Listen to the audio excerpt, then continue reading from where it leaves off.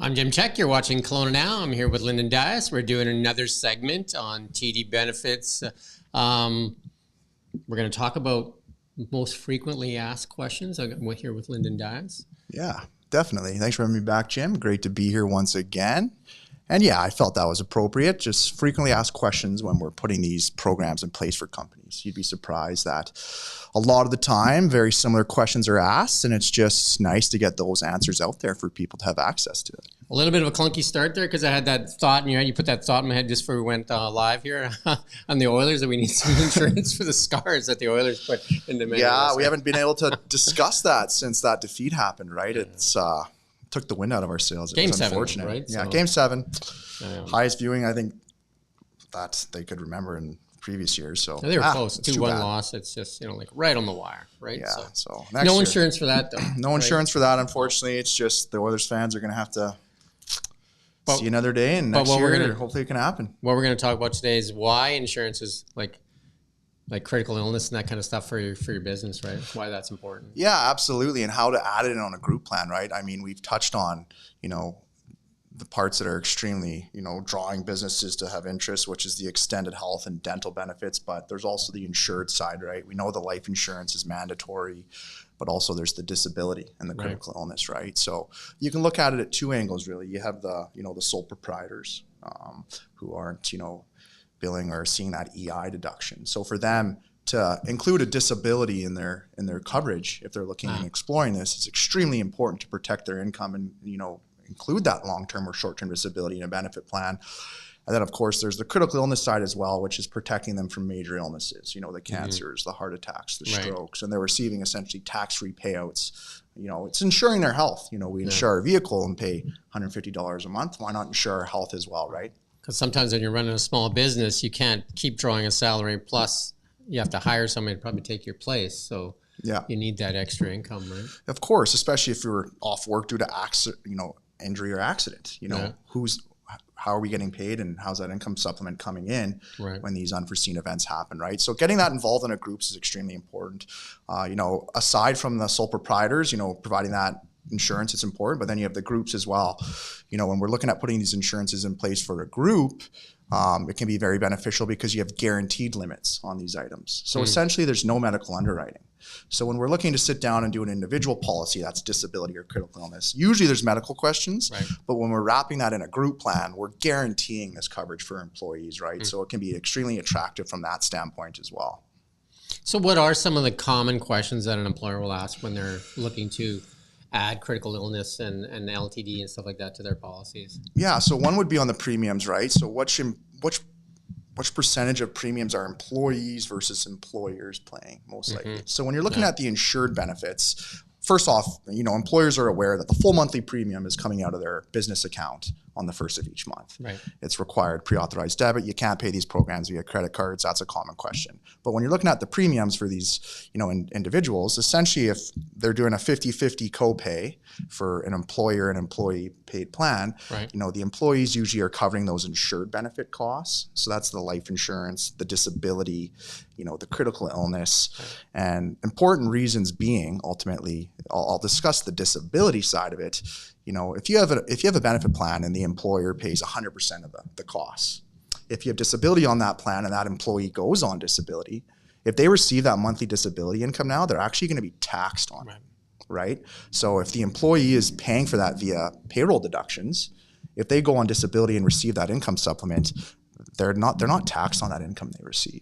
So that's definitely one of the biggest reasons to do it that way. Yeah, it's extremely important, right? And those are common questions, right? Okay, well, if we're going to do a copay arrangement, how are we going to divvy this up to cover the premiums for our staff? And then on the flip side, the advantages for the businesses are any extended health and dental premiums they're covering is a tax deduction. So they're writing those expenses off. So it's setting them up to be dangerous from a tax perspective as well. I mean, obviously these programs do have tax advantages, and ultimately we want to ensure that they can mitigate those costs. As we know, it's not fun dealing with taxes. It never has been. Especially when you're on a critical illness, like on an insurance. like you're not getting your full salary usually. You're getting a percentage of that salary, and then if you have to pay tax out of it, then Exactly. that's going to eat into it even more, right? So, You're definitely right. So obviously disability isn't set up to pay you your full salary. It's usually about 67% right. of your monthly earnings. It's built on a formula. There's also a variety of options available to businesses. You could have a 2-year benefit period, a 5-year benefit period, or to age 65 coverage. And what I mean by that is essentially how long you could be off work receiving that income supplement, right? So it's part of just sitting down and putting it all together in quotes and different proposals and seeing if it's something they're interested in offering their staff. But aside of those extended health and dental benefits, which draw a ton of popularity and attraction, I mean, the insured side of it, it's important to have those chats and those discussions with employers as well. And it could mean the difference between your company continuing or not continuing, right? If you don't have that insurance there, so that you can draw that salary and then somebody else do the job that you were doing.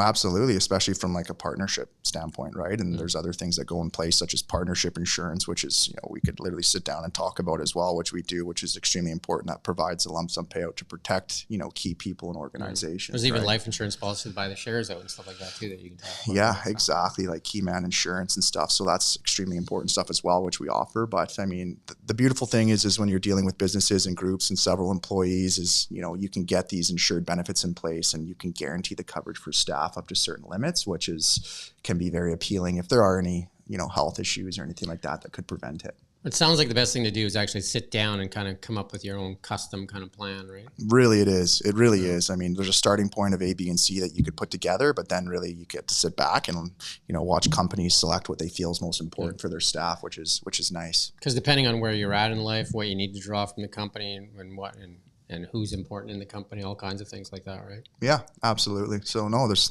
we've always touched on tons of flexibility on it, and putting those disability and critical illness components in a plan, it's it comes at a lower cost. They're blending the rates with the staff that you have. So I mean, essentially looking at that in comparison to individual policies, the premiums can be more attractive. And you can, I think with most plans, you get kind of like a basic life insurance, and then you can upgrade that by paying. Yeah.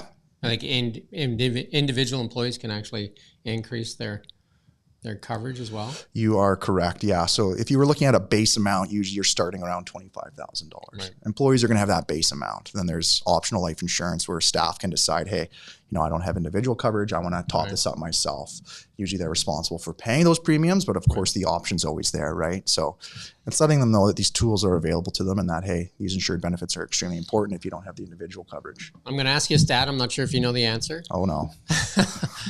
In Kelowna, in businesses like small to medium-sized business, I'd say like 40 employees and under, or 50 and under. Yeah. What is the percentage that actually offer benefits? Do you have any idea on that? That's a really good question. I don't know the answer, but I'm going to give you my most educated guess I can, just based on being in this industry for 12 years now, believe it or not. But, I would say, heck, businesses offering, these programs would be, in my personal opinion, probably over 50%.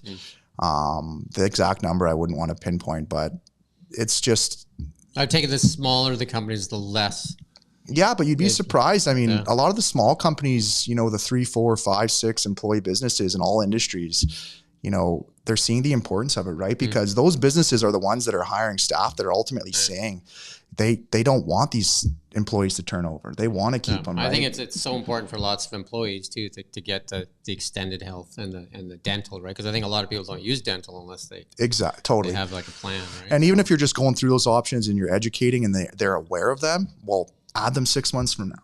Add them a year from now. Start with that bare bones, what you think is most important, and then we can, through meetings, look at these other coverages that are available, right? But from what we're seeing, like even if businesses are reaching out to us that aren't a client, they have a plan. They're maybe wanting to, have a review of it or whatever it may be. But when you are working with those, those virgin businesses, we'd call them, who don't have coverage, these are the commonly frequently asked questions, what we're addressing, kind of what we're speaking to, in this segment here today, just on premiums and such. So, and you can share the cost. You can do lots of different things. Like you can do 50-50, 75-20, 25, whatever it is. Completely customizable by the employer, right? So we're saying you want to do 60-40, do you want to do 50-50? 50-50 is probably most common. It makes it pretty clean.